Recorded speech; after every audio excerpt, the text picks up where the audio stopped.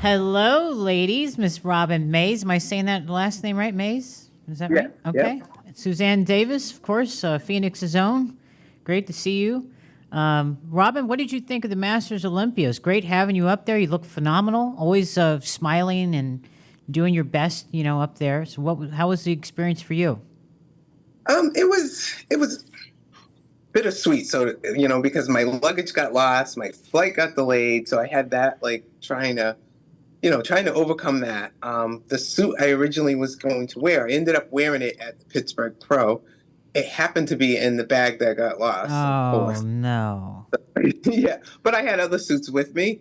I tried to stay as calm as I could, under those circumstances. And then I just said, you know what, let's just roll with it. It is what it is.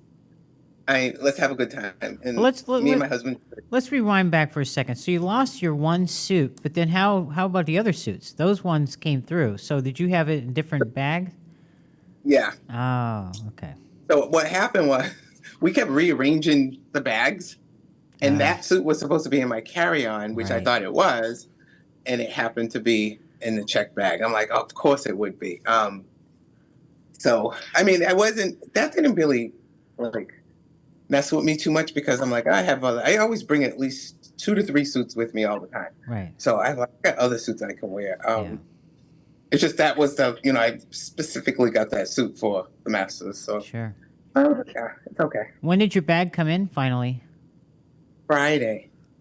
A week later at home. Yeah, they delivered it. I had chucked it up to it being lost forever. I'm like, they're not gonna find this bag. Right. They didn't find it in a couple days. So, and then I got a message, I think Wednesday, that they had located. It was in Munich. Everybody had a problem in Munich. Was it Lufthansa? Yes. Yeah. Yeah. Yep. You're not the only one there were several problems with the bags. So. Yeah. So, at least I did get it eventually. So. Yeah. So I got to ask you real quick. Your accent, that's not a Floridian accent. What is? I'm from Boston. Oh, Boston. Okay. Yeah. All right. Are you a Red Sox fan? No. Good answer. Good answer. Yeah, I'm like, not really. Suzanne, how was your trip to the Masters? Was it okay? You had no problems? My trip to Cluj, Romania was uneventful. Coming back, they lost my luggage, but going there, problems. Yeah. Yeah. So yeah, I mean, 17, 18 hours. It was a good flight. 3 stopovers. So yeah. Mm-hmm. What was your Masters experience like for you, being part of history?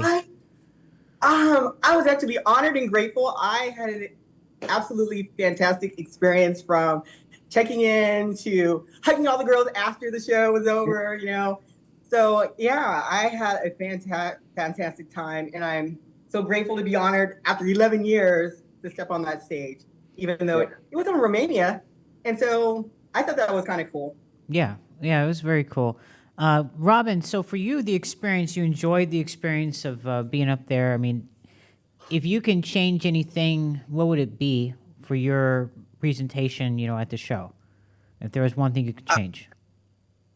I really wish I would have been a little bit calmer. I felt like I tried not to get flustered, but it kind of threw me off my game, because then we had to run around. In that bag was also like my brush, my comb, all my hair products. So I'm over in Romania trying to find hair products. Oh. So that kind of, but then I just said, you know what, I'm here. I'm going to make the best of it and just put a smile on my face and just go out there and do what I can do. And, ultimately, I think it did I think my cortisol levels did get a little spiked because, it is what it is. But we were like, nope, we're going to have a good time. I'm going to go up there. I'm going to smile, do the best I can, and let the cards fall where they fall, because, it was out of my control. So, girl, I would be flipping out if I didn't have my suit. Well, mostly the suit you can deal with. We can work something out. But the hair products, makeup, all that stuff, that's essentials. I go crazy. Right. And like you said, you're in a different country. it's kind of hard to find those things that you need. Right. And You I was know. like, okay. And we did find a little market that was, I mean, they had some of the stuff, but I still never found the brush. I'm like, okay, I'm gonna make do with what I got. What did you use?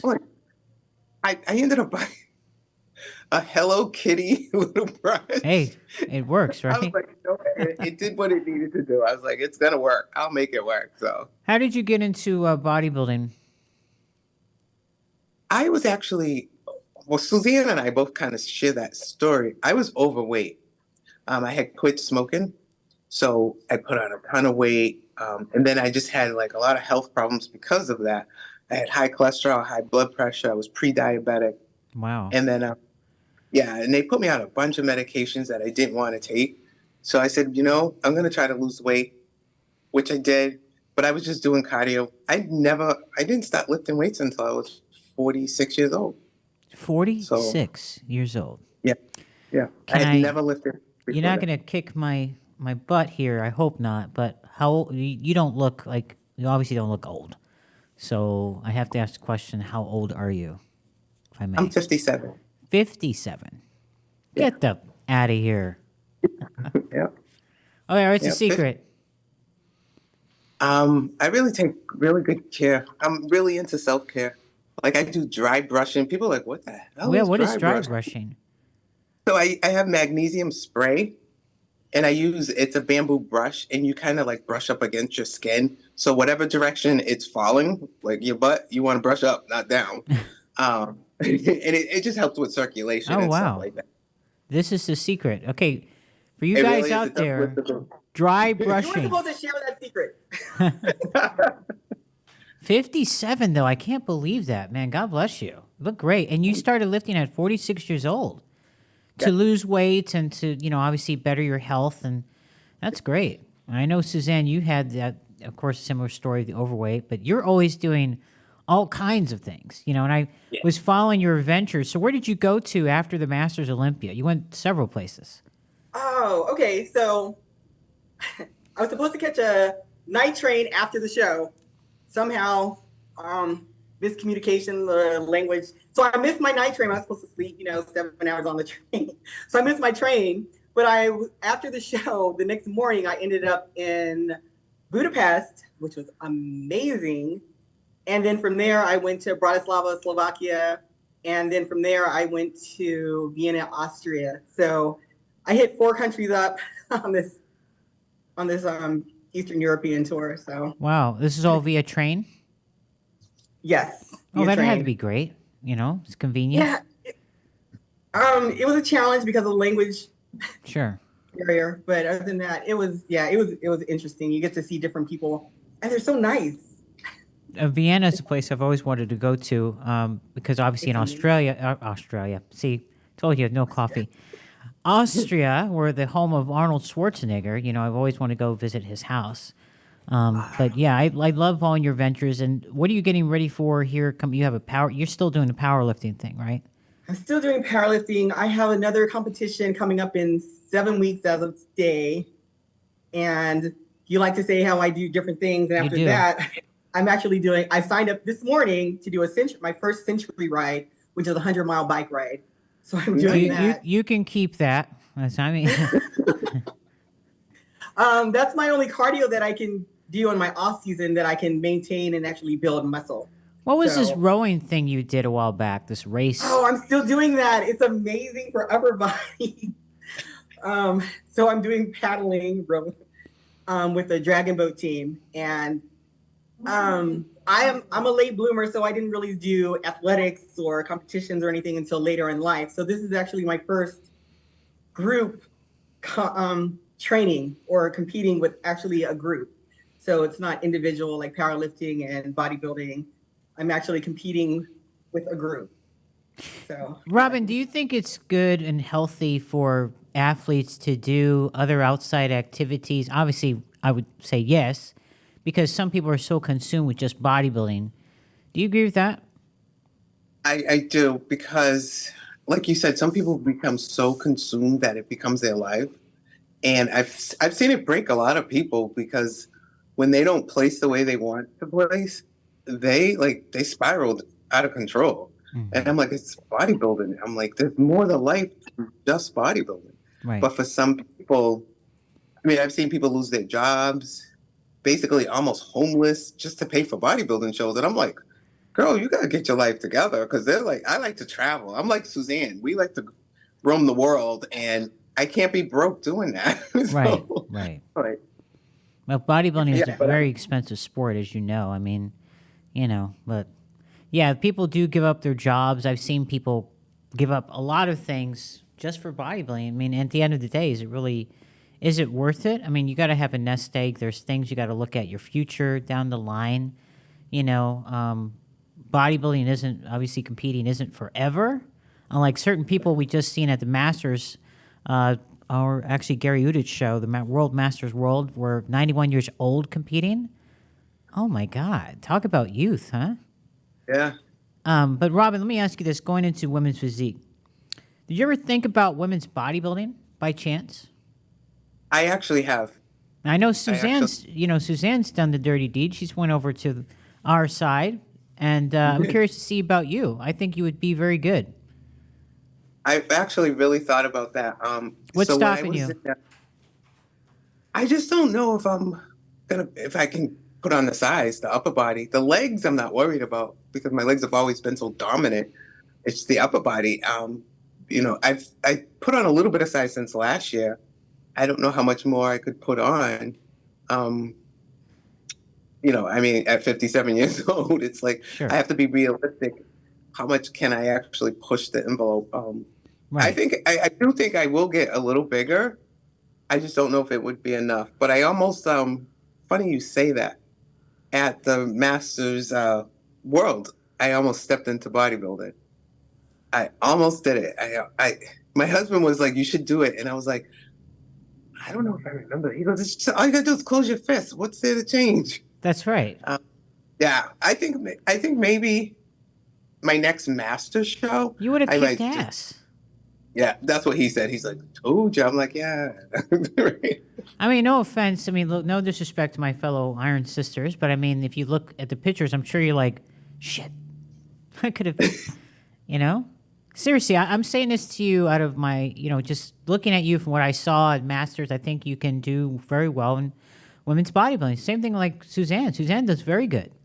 She's very consistent. She's got a nice physique. And what I love about Suzanne is her stage presentation. She's always smiling. Yeah. Always having fun. She's there to have fun and enjoy the moment. Am I wrong? Absolutely. Yeah. Yeah.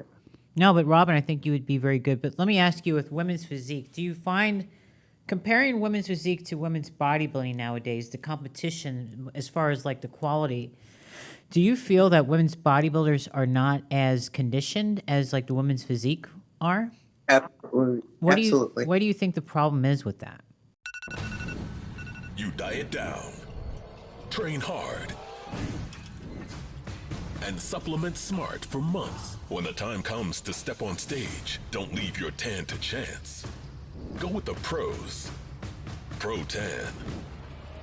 #1 worldwide since 1987 and the official sponsor of the Olympia for the last 15 years. Don't step on stage without it.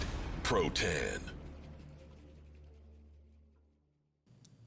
I just think it's how it's being awarded. Yeah, I mean, if they wanted them to be more conditioned, then that's who they would basically reward. But they're not doing that. They're going more with size, but I don't really see the condition. I mean, I was at the Masters Worlds and I seen it, and I was like, okay, us physique girls are way more conditioned than some of these bodybuilders. Yeah. But they were, some of them had more size. Some didn't even have the size. Right. So, I don't know why, what the judges are rewarding and why. That I don't know. But I do know with women's physique, they're, getting bigger and bigger. And so they're getting the size along with the conditioning. So the lines are really blurred with women's bodybuilding and women's physique. I see it. I mean, I'm seeing a lot of girls in women's physique, and Suzanne, I don't know if you agree with me on this, who are actually bigger and belong, in my opinion, in women's bodybuilding. Do you agree, Suzanne? Absolutely. Absolutely. Yeah, I don't think it's fair to the other physique competitors. I think they should go into. I don't know why they don't. You know, do we have My, a? Are we my like the? opinion, Go ahead. I think we're scared. Scared of I what think though? we're, I think we're a lot of the competitors are scared to cross over because of the term bodybuilding, and plus it seems like a lot of the I don't know what to say. There are less and less bodybuilding shows for females. Yes, So there is. you're kind of pigeonholed into doing, if you want to do a show in between, June and August, you can only probably do a physique show, only because there are limited amounts of female bodybuilding shows. If you had to pick between the two, I'm gonna put you on the spot, both of you, with the Miss Olympia Women's Physique. If you had Natalia Calejo or Sarah Villegas, who are you going with? I'm putting you on the spot. Natalia. Yeah, I'm Natalia. I Okay. think she has a complete package, in my opinion. Yeah. She does. I think I don't know if you guys just seen the recent picture of Sarah. I did. She's put on. I'm like, whoa. She means business. I'm like, that is borderline bodybuilding right there. Yeah. If ever. Natalia looks bigger in pictures on Instagram than she is in real life, because I've competed with her, seen her numerous times, and she's not really a huge person. She just appears to be. She has her back is crazy. Like that back, I'm like, jeez. Right. Doesn't even look real. Yeah. For you, again at 57, how do you maintain the size, and how are you able to, like, I know you said your legs are very good, which they are. You've got great legs. It's usually the opposite. Usually the legs are the first to go, and then of course the upper body stays. So what is your secret to keeping the legs on? Please share with us here. For cardio, I like to do treadmill, and I just put it on, like, my treadmill goes 15% incline, and I just do a slow walk, and I just do 30 minutes. The other 30 thing minutes. is, That's not. yeah, 30 minets. But trust me, when you have 15% incline, it's It's something. You feel it. Yeah, but I Yeah, mean, you'll feel it. most girls do like for their first cardio session, anywhere from an hour to 90 minutes. Yeah. Which is crazy. I think if I did that, I would lose my legs. Right. Right. And then I like to do a lot of plyometrics. Oh, okay. So Yeah. that keeps the conditioning in the legs. Try to keep everything lifted as much as I can. I mean, father time has come. So No stepper at all? I do actually. I have a Stairmaster. I use that. The Stairmaster is like, maybe when I'm about 6 weeks out, we'll go into the Stairmaster for only like maybe a month, and then like the last 2 weeks we back off because it inflames my legs. So I'll lose the lines if I keep doing the Stairmaster. So then I go back to the treadmill. Suzanne, do you agree with that? That sounds like a nice plan.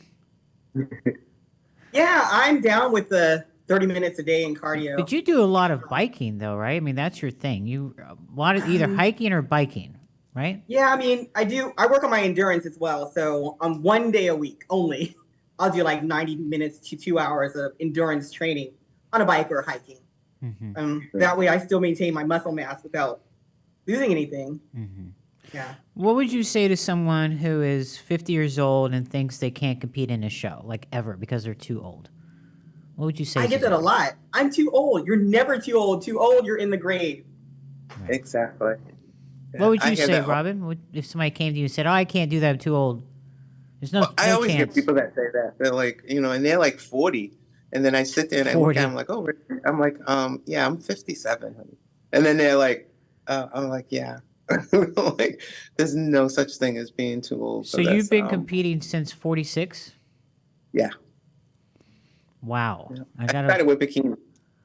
You started with bikini? Get the hell out. Yeah. What? I literally started with bikini, yeah. And I was told, you have great stage presence, but your legs are way too big. Right. Like, Of course. Yeah. Man. and then I tried figure. Just was never a huge fan of figure. It just just quarter turns. I mean, it's come a long way since then, but it just wasn't my thing. So then I went into women's physique. And actually, when I was with the WMBF, I actually did women's bodybuilding. Oh, wow. Okay. So, mhm. Well, hopefully you can come and do a women's bodybuilding show at some point.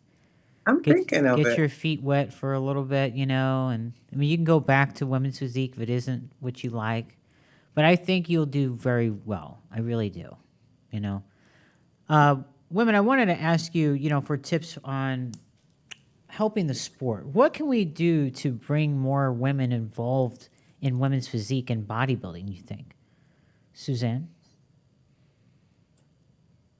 I honestly don't know. I think it's progressing in a positive and good way. I think more and more females are getting into the sport. I don't know. I think people like Robyn and I just need to encourage more, say it's possible. You know, just step on the stage, see what happens. You know, get a good coach, first of all, to make sure that you look presentable Right. on stage. Right. What about like off, you know, when we're not on stage, like when we're out and about in public eye, you know, I mean, obviously you want to be at your best at all times. I mean, you're not going to be in condition year round, of course, but you want to look the part, right? Like I could say like you and Robyn are always professional, always looking good. But for me, like I said, I think that the sport in women's bodybuilding, women's physique is increasing, but I just feel like we need more people. Like I would love to see I hate to use the word stacked, you know, lineup, but like in women's bodybuilding, for example, we don't really have a lot of ladies coming over. And now you got my brain thinking like, you know, I agree with you. I think that there are women who are afraid of the term bodybuilding. But at the end, I mean, listen, at the end of the day, we're all bodybuilders because we're going into the gym and we're building our bodies, right? So I don't know. It's something I think about. You know, I'm very selfish. I want more people involved in women's bodybuilding. When I was competing, we had, I don't know, 30 people in a class, sometimes even more than that, you know? And I'd like to see that again. I mean, do you ladies like competition? I would assume yes, right? Absolutely. Oh, yeah. So at the Masters, I was surprised because last year it only had like the 50, maybe 7 or 8. Oh, wow. This year it had 16 in the 50 and it was 19 in the 40. Oh, So I was like, okay. All right. I got to ask you both this. What do you guys think of 40 and over? I don't like it. I agree. I think it should be 45 and over. I think it should Exactly. be 45 and Minimum. over too. Yeah. Yeah. At a minimum. Right. Minimum 45 because 40 is, I mean, 40. You figure I didn't start until I was 46. So, Do you know they have 35 and over some shows? yeah. And I'm like, that's not Still in your Masters. prime. Sorry. Exactly. Yeah, of course. If you could, if there is something you can change about, let's say, women's physique, what would it be? There's one thing you'd like to see added with judging or, you know, just certain criteria, whatever. Robyn? I think money, to be honest. I think the women's physique all the women competitors should be paid more. I think it's unfair when you look at the prize money of the men versus the women. That's too big of a difference. I get it that they go to see the mass monsters, but I believe the women bring in just as many fans as as those men's classes do too. I agree with that. And then to add on, you know, you got to keep in mind too the sponsors, right? So these sponsors paying, you know, if we can get more sponsors for us women, then I think that, you know, the cash would go higher. But that's one problem I think we face too. Suzanne? I would like more consistency in judging or what they're looking for, because we never know. Sometimes they want a physique figure looking person and sometimes they want a physique bodybuilding looking person. So I think a conversation we had years ago, you just said, just bring your best package to this table and let the cards roll as they may. I agree with that, though. I think you should bring your best package. I have to give credit to the IFBB Pro League, though, because Tyler Manion, vice president, has been doing, I don't know if you've watched, but he's been doing these videos where they're breaking down like each division and what they're looking for. Do you think that helps athletes understand why the judges went the way they did? Absolutely. Yes. Yeah. It's always good to get good feedback, especially from someone of his stature, because I think what he's doing now is kind of saying this is what the criteria probably should be. And so everyone else should probably follow suit. Robyn? So I think he's kind of setting the stage. Yeah, I agree with that. I think that they are starting to, by him putting out those videos, it's letting people know, okay, let me look in the mirror and see where I really fit. I think I can go either or, bodybuilding or women's physique. Because my lower body is definitely more towards bodybuilding, and I've heard that critique over and over again. She needs her upper body to match her lower body. And it's something I'm working on. But then I think, my upper body is more towards physique, maybe on the smaller side of physique. So I think by having that, it gives a person the option to say, okay, do I want to lean down my lower body, match my upper body, and stay with women's physique? Or do I want to, grow my upper body to match my legs and go to women's bodybuilding? By them being consistent, it makes you have to make the choice. But right now, I find that it can go either or, depending on who's judging. True, very true. Do you find that one of the problems that athletes make is not getting judges' feedback, though? Like they just walk away and then, Absolutely. Yeah. I find Absolutely. I find that after a show, I mean, if you're not happy replacing, or just in general, maybe just say you won, I still think it's important to get the feedback, just to know what you can work on to enhance your physique each show, because as you know, it's an experience. Robyn, how much longer do you see yourself competing? I know that's a silly question to ask you, but I have to ask it. To be honest, I was going to retire in 2020, and then the pandemic happened, and I was like, I can't go out like that. And then 2021, I took the year off because I was just kind of like, And then I got the bug again towards the end of 2021, and I was like, all right, I want to do it for one more year. And then 22, I had such a great success. I was like, all right, one more year. So every year it's one more year. One more year. You got to tell me the story, if I though. could just make it to Open Olympia, then I would retire. I always say that. But my husband's like, yeah, if you make it to the Open Olympia and you place in that top 10, we're going to say one more year. That's right, one more year. So what was it with the bug that made you get back into competing? What was it that set you off? Honestly, the consistency. With the pandemic, gyms were closed. People, I worked from home 100% of the time. So you weren't out and about. You didn't go out and socialize like you normally would. So you kind of lost the routine, because it was almost like, well, I don't need to get up at 4 o'clock in the morning. I don't need to do this at this time because I'm home all day. I can do it whenever I want. Right. And I just like structure. And that's why I'm like, for me, bodybuilding fits my life perfectly, because I love the structure of it. So If I may ask, what do you do for work, or did for work? I'm an insurance broker. Oh, wow. So I broke $1 million deals with no cobs. Wow. I'm pretty sure these guys are like, oh yeah, really? You handle my money while you're brain dead? That's funny. I think at one point in the NPC and Pro League, we actually had insurance for the athletes. Oh, really? Yeah. Yeah, this is years ago. Which, as you know, insurance isn't easy for us because we're a liability. Yeah. A walking liability. That's how it would be classified. So are you still doing that? Or are you kind of just done now, retired, or? No, I'm still doing that. Oh, good for you. And it's all like everything's structured. So you start your morning at 4 a.m. Actually, I start my morning at 3:45. I love it. I'm an early person too. You just get so much more accomplished, and you got the rest of the day. I tell people, they're like, how do you get up that early? I'm like, it's better. If I sleep in, it throws off my whole day. Suzanne, are you the same?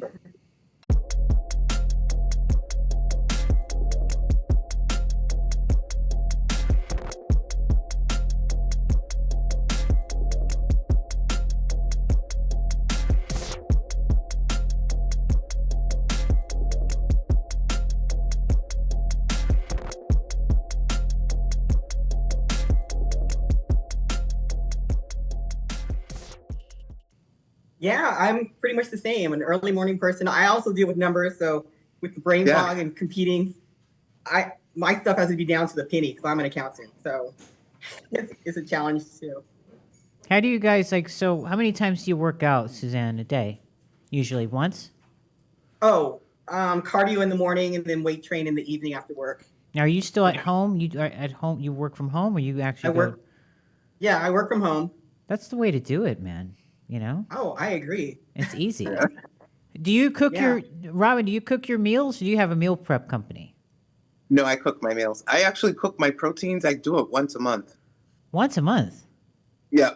So I cook up all my proteins, bag it up, freeze it. I weigh it out, freeze it, and I pull it every 3 days. I pull out a bag because I can't Wow. eat food. If it's been in the fridge more than 3 days, I'm not going to eat it. Right. So I don't have time to keep meal prepping every 3 days. And I was like, why don't I just cook it all at once, weigh it out, freeze it? And I'm like, oh, that's such a great idea. That is a good It worked idea. out. Do you do like the freeze pack, like the Ziploc kind of like things, or how do you Yeah, just do it like that. fish? So I do my bison because I love bison. I'm not a big beef person, but bison, I love that. Ground turkey, chicken. The only thing I won't do is fish. 'Cause Yeah. frozen fish is not good. But Man, I am taking notes here. That's a great idea. It's less stuff to deal with for later. Suzanne, how do you cook your meals, or you do meal prep? I'm like a record of Robyn. I do the same thing. I'm like, maybe I just get a whole bunch of packs of chicken. Yeah. But I have one of those mini freezers that I put in the garage. So I just put everything in Tupperware. I weigh it out, put it in Tupperware, put it in my little garage freezer.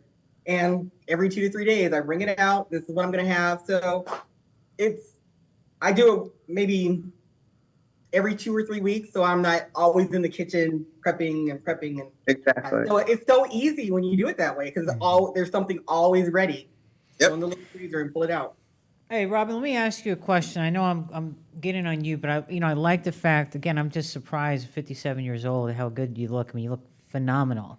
Thank you. What would you tell, I mean, for me, these younger athletes, I find some of them, and I'm going to probably get backlash for this, but I find some of them are very weak-minded. You know, like they give up too easy. You know what I mean? Like, oh, I don't want to do this extra set or rep. I don't want to eat this. They're trying to find the easy way out. What would you say to those people? To be honest, it's funny you say that because I was just watching, there's a meme that came out and it's about Generation X. And it was saying how by the age of 7 or 8 years old, we were walking ourselves to school and these kids can't even cross the street. I was like, it's true though. It is true. It really is. I think it's. Hey, let me add on to that. You had to be home before the lights, you know, when it went dark, you had to be home or your ass is getting whooped. Yeah. And these kids nowadays, it's just, I guess it's just the upbringing. But I tell clients that I tell them straight up, look, we have a conversation about finance because it's an expensive sport. How And expensive is it to you? How expensive is it? I probably spend, so this year I did 3 shows in 5 weeks. So well over 10 grand, well over. Because just flying to Romania, you know, for me and my husband, that right there was like 5-6 grand right there. And then, you know, we stay at the host hotels and, you know, those are not cheap. And then I always have to have a new suit. That's not cheap. And then, you know, the cost of airfare and get my tanning done, my makeup done. All of that catches up. And yeah, I look at it, I'm like, yeah, wow. And I realized that during the pandemic, I saved so much money that I was able to put in a soaker tub. Really? I was like, wow, I didn't realize I was spending that much money. And then, you know, we looked at the finances and I was like, why do we have all this extra money in the bank? Well, it was like, because you haven't competed this year. And I'm like, all right, I'm going to get a soaker tub, but we got to use this money. Very nice. Yeah, it is amazing when you, the amount of money that is spent. Like for me, like, you know, I would go to restaurants and stuff, and then you cut back and it's like, holy shit. I didn't realize I spent this much money, you know, but I think that's interesting that you have these talks with your clients, especially the financial bit of it. Yeah. Because they don't know what they're getting into. They have no idea. They think, I had one client who thought when they purchased their NPC card, that covered the tanning and the entry fee. I kid you not. I I'm wish like, to God. yeah. I'm like, no, you still have to pay an entry fee? And they're like, for each class? I'm like, yeah. And I said, and you have to pay for tanning. And they were like, but it washes off. But it What do washes you mean? off. I spend $150 and it washes right off. That's the way it is. Well, let's even go further, right? Suzanne, how long are we on stage for? Oh, 20 wait. seconds? No. A few minutes? 30. We do our presentation for 30 seconds. So what do you think? 5 minute total Yeah. with the Well, I would Yeah. say 5 minute total for everything, like the comparisons, all Yeah. that stuff, you know?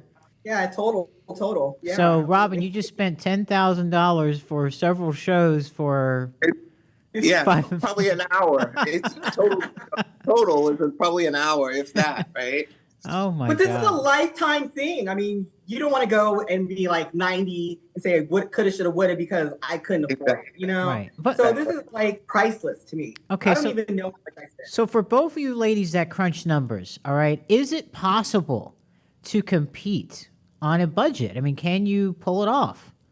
Absolutely. Most definitely. Well, Yeah. how? You don't have to- How is the question? Because You some don't have people to stay don't at the know. host hotels. Yeah. You can do your own makeup. You can do your own tanning. Honey, you don't want to You see can do me your doing own my own makeup. makeup. That'd be a really bad sight. They're YouTube tutorials. That's I what I'm learning. I just can't.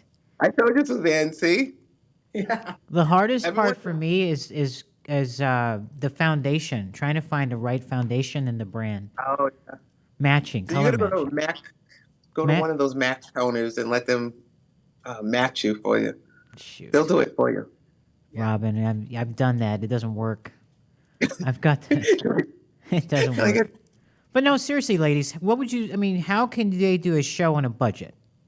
Right? I mean, Meal obviously, prep yourself. huh?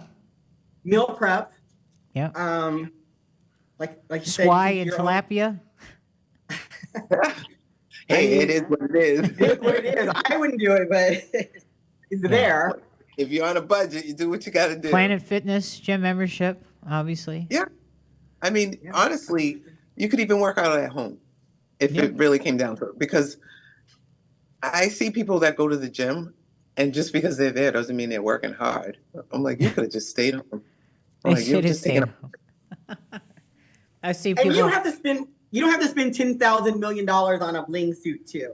As long No, as I think it looks beautiful and it goes with your complexion, you don't have to spend that much money. You can rent a suit. Yep. Oh, that's true. Yeah, you could rent a suit. Yeah. You can get the jewelry off Amazon. There's ways of doing it. But that is one of the things I go over with my clients. We go over budgets, one of the first things, because having that one client who like literally was like, what do you mean that? I said, did you really think $250 paid for every? Yeah. Like he was dead serious. I was like, no, it doesn't work that way. And he's a guy. So can you imagine the women? I'm like, all right, he doesn't have to do hair, makeup, the suit, the jewelry. I'm like, you just had to get a pair of trunks. I'm like, you can buy the trunks from Target. You buy the Just trunks from board shorts. Target. You know, like they're board shorts. I don't know, like what else to tell you, bud. Was he men's But- physique? Yeah, Well, listen, some of those men's physique guys pay for makeup artists and hairstylists. yeah, I've seen it. So Well, cool. So let me ask you this, girls. In the future, where do you see the sport of women's bodybuilding? I know that's a tough question. yeah, that is. It's tough. it's changed over the, it's changed a lot. And listen, I'm very grateful for Jake Wood and what he's done, because without him, I don't know where women's bodybuilding would be. Him and actually Tim Gardner, they gave us a platform, and I'm very grateful. And then of course people like Jack Tatone and a few others, gave us a platform. But like Suzanne said, there isn't a lot of shows for us anymore. And it's unfortunate. And I would love ideas from any, of you ladies, on how we can motivate these girls, especially in the amateur level. That's the biggest problem. If you look at the amateur level, we don't really have anyone competing, women's bodybuilding. Physique, there's a handful, so I guess we can say physique's the class where everybody wants to go, right? I think it's the glitz and the glam. Yeah. But I don't think they realize the So work you're is saying still women's the work. bodybuilding's too harsh looking, or some of them look too harsh? For mainstream society. Oh, listen, let's be real. I'm calling it like I said. There are some girls that I look at them and I'm like, did you just wake up out of bed, going on stage like that? Exactly. I mean, I find that and then so you figure- disrespectful. It is. I find like when someone goes on stage and they're not in shape, disrespectful. Oh. I said it's disrespectful to the sport. Absolutely. As a Among pro your- or amateur, though? I've seen it in both. Okay, let's go on the amateur level for a second. Let's actually talk about this because I have this conversation all the time. If someone, let's just say, had cancer, lost 100 pounds, does that kind of justify why they're on stage? Now, as a pro, I don't think so. As a pro, if you're out of shape, like if you look like you're on the Burger King diet, or you look like you're 8 weeks out and you're on stage as a pro, you ought to be ashamed of yourself. You want to get the hook and just pull them right off the stage. You don't even belong, That I find offensive, but I'm curious on the amateur level. I can go either way. I can be like, okay, this is disrespectful, like on a national level. But then again, I kind of hold myself back. I'm like, well, I don't know. Like maybe they went through something. I have no idea. What are your thoughts?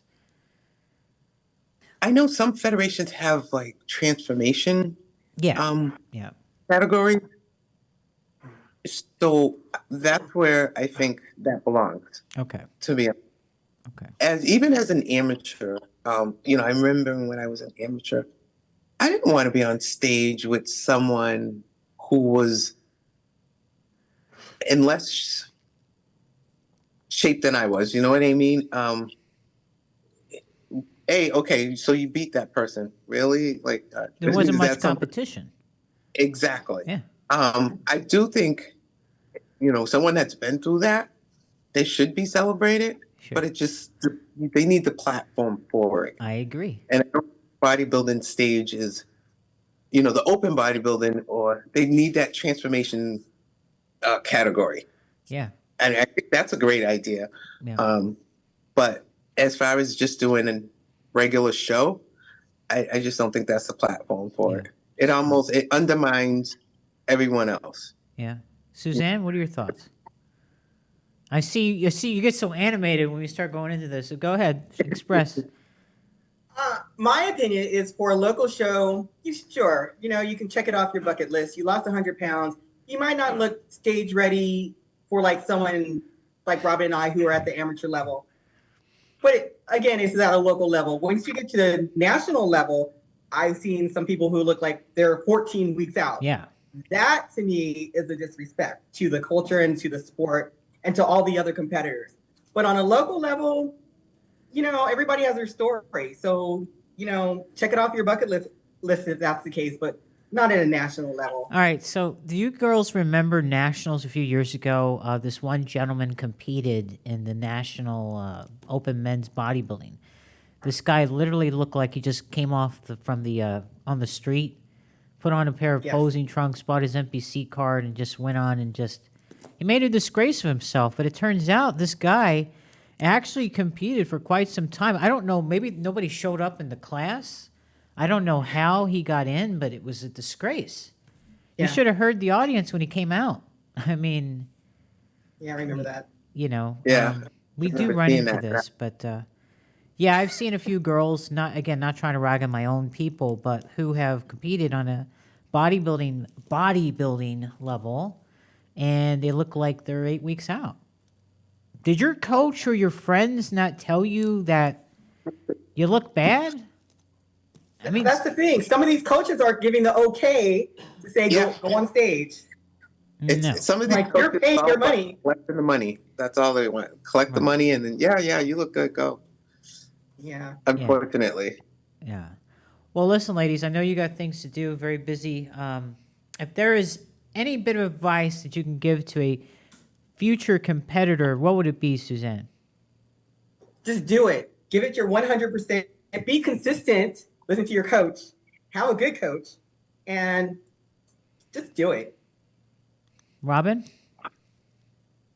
I would say number one thing is to listen to your body. Nobody knows your body better than you do.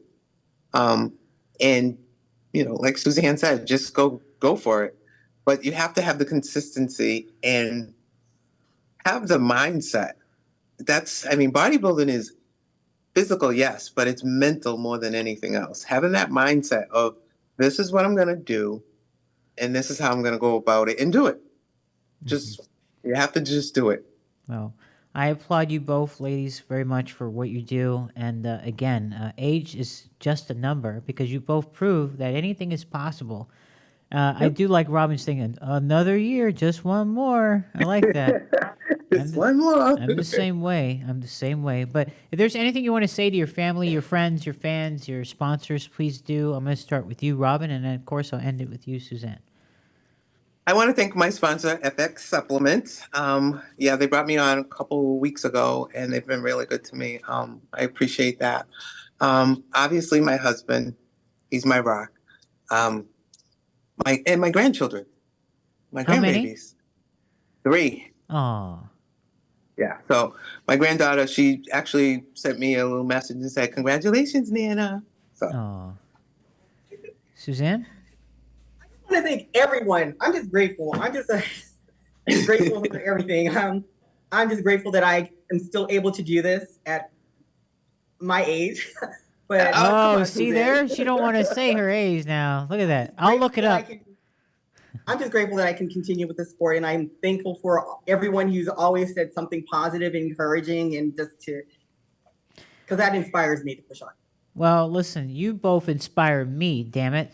Because, again, we have those moments in our life, where you're like, I don't know, I don't know, this is meant for me. Then I see ladies like you, again, who are on stage, who are doing it, who did the work, who are happy to be there. That goes such a long way, because we both know this sport ain't easy. It's damn expensive, but it's also very mental, right? It messes with you. And It does. I applaud you both because, again, not everybody can do it. So God bless you both. Thank you for being on my show. you. And I look forward to seeing you both soon. Thanks for having me. Thank you. course. Appreciate it. Thank you. All right. Bye.